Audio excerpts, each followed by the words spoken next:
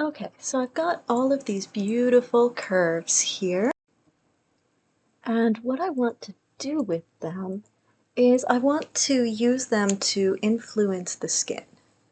So we're going to take them and we're going to manipulate them a little bit. I've got a script here that I am going to give you. It's in Canvas, so all you have to do is download it, use the script editor to open script, and then save the script to the shelf. Just to go over the script really quickly so you can take a look at it. It's just a regular window. You all know all of this. I've got two buttons. The first button runs a procedure that looks at your selected objects.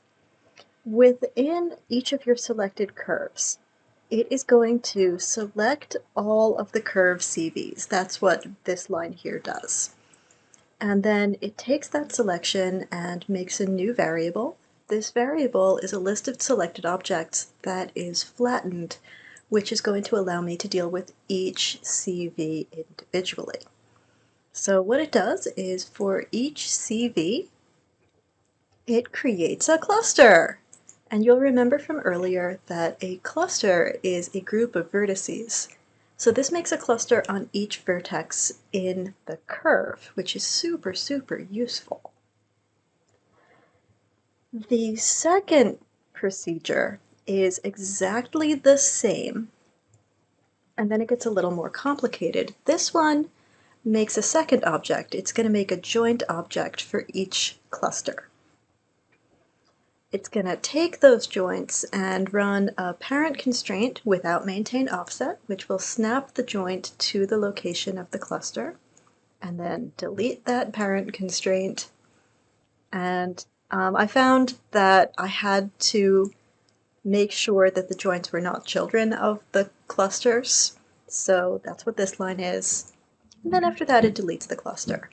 So feel free to mess around with these scripts once you've got them. They're pretty flexible. You can do a bunch of stuff with them. Let's say that you wanted to make string lights. So you take this and you replace it with a sphere. And then you run the script and it just makes a bunch of spheres for you along the curve. Pretty neat.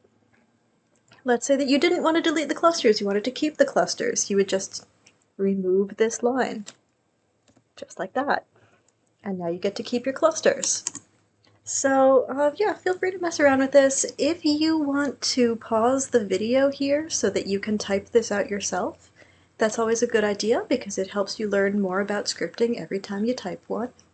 So go right ahead. But if not, you can just download this from Canvas, script editor, file, open script, and then file, save script to shelf. So once you've got this script on your shelf, come and join me in the next video and we are going to start activating these curves.